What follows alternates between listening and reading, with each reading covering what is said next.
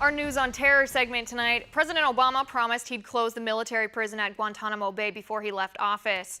Well, he has 11 days left. He hasn't done it. He's not going to do it. And this is a good thing.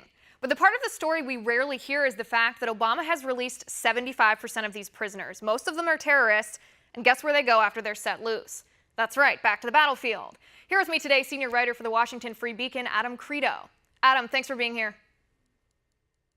Thanks for having me. I appreciate it. Adam, I think it's no secret that many of the terrorists who were detained in Guantanamo Bay, once they're released, they go back to the battlefield. But give us some practical numbers here. How many are we talking? We're talking scores, actually, and it's doubled in recent years. I believe the figure is since July of 2015. There's very simple math here. The more people you release from Gitmo, the more they're seen returning to the battlefield. And that just isn't soft support. That also includes hard support. That is literally going onto a battlefield armed with a weapon and being killed while doing that. Other numbers of them are also, of course, arrested behind the scenes for returning to terrorism. I think there's a very simple guideline we have to look at here. When we try to send some of these Gitmo inmates back to other countries, often those countries will say, no, we don't want them, because they know that person's going to return to terrorism. I think that's all you really need to know about the failure of the Obama administration's policy on this. All they're trying to do is clean out the prison so they can close it, but in the rush to get rid of these people, you're letting bad guys back into the world. Right, it's passing the buck the way I see it. When the Obama administration gives these detainees back to countries, the countries don't have a plan of how they're going to keep track of these prisoners, whether or not they're in prison or just living in that nation. There's no enforcement mechanism here. The Obama administration cannot be so naive that they do not understand the rate at which these terrorists return to the battlefield.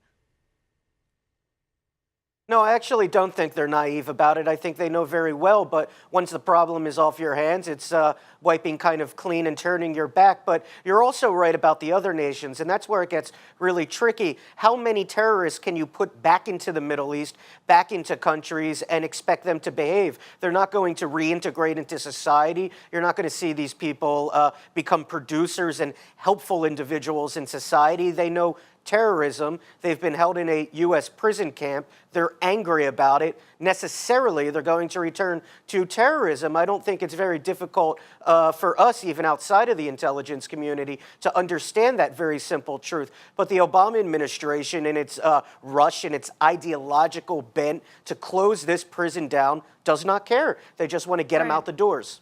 Right, it's almost like the Obama administration is enabling the terrorist propaganda in the first place. When these radical Islamists claim that Gitmo is their recruiting tool, well, President Obama's allowing it to be a recruiting tool, because when you release these people back, they go to the battlefield, like you said, angry because they've been held in a military prison by their enemy for years and years, sometimes decades. Of course that's going to be used as a recruiting tool, but he's the one enabling them to actually use it as such.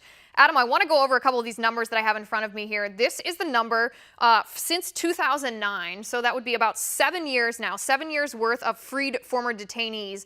676 have been released. A total of 118 have been confirmed of having re-engaged in terror attacks in that amount of time. And that's just confirmation. We don't even know about the ones that are possibly or probably. These are just the ones we have absolute confirmation about. 118.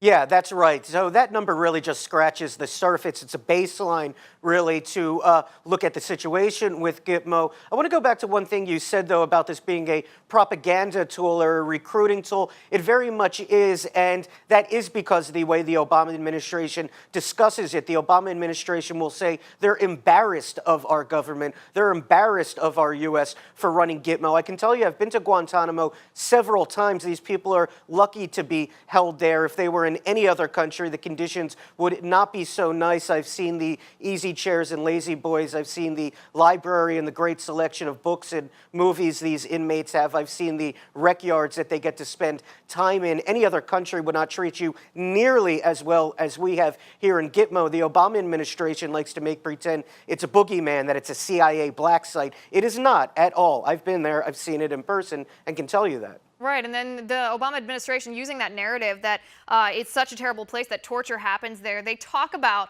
that. The Obama administration talks about their shame at Guantanamo Bay more than they talk about the terrible crimes committed by the people who were there, the crimes that put them there in the first place.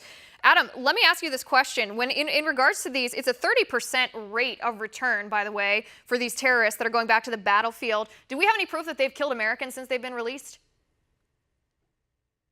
I'm not sure if we have the hard proof, but I think that it would be very fair to say that they're contributing to an environment and a situation on the ground that endangers American troops, endangers American assets. Terrorism never happens in a bubble. It's not an isolated thing. It permeates throughout the region where we are stationed. So I think it's very fair to say that the people we once picked up for this crime against us are returning to it with the goal to hurt us. That's something I think we conclude very readily from these statistics. The other thing that I would point out, and I would recommend that everybody go to the New York Times. They have a dossier on this. It's called the Gitmo Files. They have a record of every single person that has passed through that prison. I would urge people to read what these people are accused of, from killing Americans to making bombs to being architects and funders of the 9/11 terror attacks. What we found these people doing is very, very bad, and there's a reason that they were put in Gitmo. I think that we have to remember that history when we look at trying to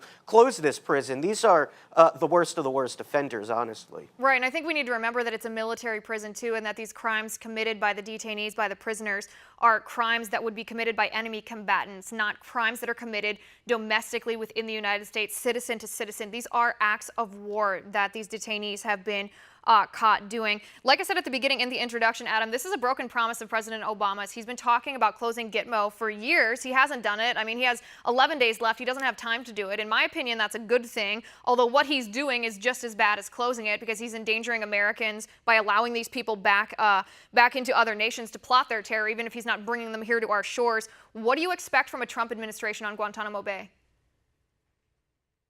Honestly, I expect the prison to remain open. I never believed that the Obama administration would honestly be able to close it. Even if they had evacuated everyone out of there, we still have people like Khalid Sheikh Mohammed, who's being tried in a military court currently. You can't just let this individual go. In fact, it was the idea of the Obama administration to have these hearings at Gitmo so as not to bring them over here. I believe at the time, all those years back, we were ready to get a guilty plea from Khalid Sheikh Mohammed. That's no longer on the table, and this trial is going to drag on for quite a while. In terms of the Trump administration, look, we're still waging a war. Let's not make any bones about it and not be under any illusion. We are still fighting a global war on terrorism. When we find these people on the battlefield, we have a very, very safe spot to put them. It's right there at Guantanamo Bay, and I expect Trump to make use of this resource. Right, and well, he should, as long as this war keeps on waging, like you said. Adam, we're out of time for today, but thank you so much for being here. It's always great to talk to you. All right, guys, we've got to take a short break. Tweet me in the meantime, Liz_Wheeler, and we'll be right back.